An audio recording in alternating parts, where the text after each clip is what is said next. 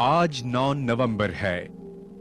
इस दिन आज से 133 बरस पहले तारीख की उस नाबग़े रोजगार हस्ती ने मोहम्मद इकबाल के रूप में आंख खोली, जिसने उस वक्त की कमजोर, शिकस्त खुर्दा और सिसकती हुई मिल्लत के रगो रेशे में खुदी की ऐसी कुव्वत भर दी कि करोड़ों बुझते हुए चिरागों की लौ उम्मीद की एक ऐसी रोशनी से भड़की कि हर तरफ उजाला ही उजाला हो गया और दुनिया के नक्शे पर एक ऐसी सल्तनत उभर आई जिसे आलिम इस्लाम की इमामत करनी थी।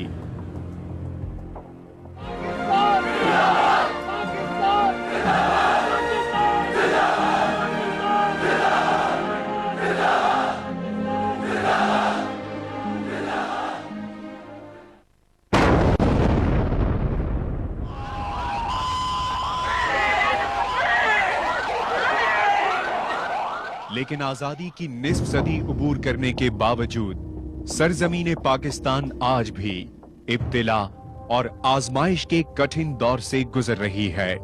फर्द के इनफरादी मामलात हों या मिल्लत की इज्तिमाई सूरत हाल, हर तरफ तास्सुब की जहरीली आग भड़क रही है। जो मुल्क उम्मत मुस्लिमा की इमामत के लिए मार्ज़े वजूद में आया था, वही मुल्क आज अपनों और परायों की लगाई हुई आग में झुलस रहा है। ऐसा क्यों हो रहा है? क्या हम अपना माजी और सबक भूल गए हैं? मुसव्विर पाकिस्तान अल्लामा मोहम्मद इकबाल इन बदतरीन हालात में हमारे लिए क्या इलाज तजवीज फरमाते? ये जो पुरस्कार वजूद बनते हैं, जो कहारियो, गफ्फारियो, कुद्दूसियो, जुबरूद होते हैं, ये चार अनासिरों तो बनता है मुसलमान। जब इकबाल उनकी सिफात ये बताता है कि वो तकदीर के पाबंद नहीं होते, वो अहकाम इलाही के पाबंद होते हैं। तकदीर के पाबंद जमादात और नबातात, मोमिन फ़कत अहकाम इलाही का है पाबंद। और फिर उनका वो रूहानी मकाम होता है अपने रब के साथ, वो ताल्लुक होता है अपने अल्लाह के साथ कि अल्लाह ताला तकदीर लिखने से पहले उनसे पूछता है, खुदी को कर बुलंद इतना कि हर तकदीर से पहले खुदा बंदे से खुद पूछे, बता तेरी रजा क्या है। इकबाल ने यही बात कही है, उस कौम को शमशीर की हाजत नहीं रहती जिस कौम की नौजवानों की खुदी हो सूरत फौलाद। मुसलमानों के जवाल की वजह इकबाल ने पूरी ये बताई है कि तुम अपनी इज्जत नफ्स, अपनी खुदी, अपनी आबरू, अपनी इज्जत की हिफाजत नहीं कर पाए, जिसकी वजह से आज दुनिया में रुसवा किए जा रहे हो। और दुनिया में अगर तुम दोबारा उरूज हासिल करना चाहते हो तो तुम्हें अपनी गैरत, अपनी खुदी, अपनी इज्जत की हिफाजत करनी है। वो और खुदी की हिफाजत के वो तरीके हैं कि जिसके अंदर जुर्रत, दलेरी, शुजात है, जिसमें इंसान को खुददारी और अना और इस्तग़ना और फ़क्र गयूर की बात की फिर इकबाल ने। यानी ये तायर लाहुती उस रस से मौत अच्छी जिस रस से आती हो परवाज में कोताही।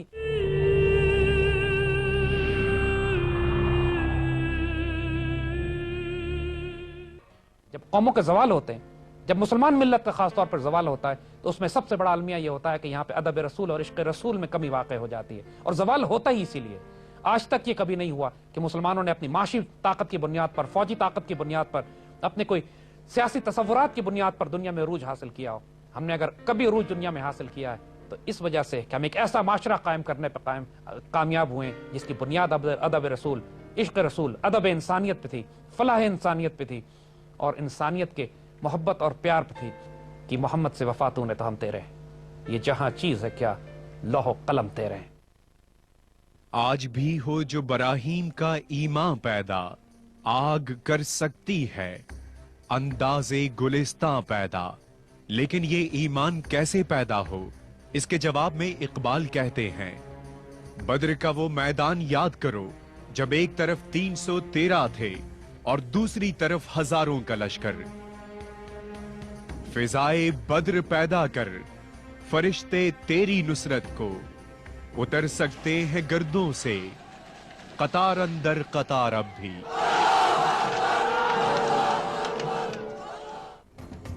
इकबाल कमजोरी को मौत समझते हैं। वो कहते हैं, है जुर्मे ज़ईफ़ी की सजा मर्गे मफाजात। अगर शान से जीना चाहते हो तो कुव्वत हासिल करो, बस तुम्हारे कदम उठाने की देर है। फिर देखो फितरत किस तरह तुमसे तावन करती है।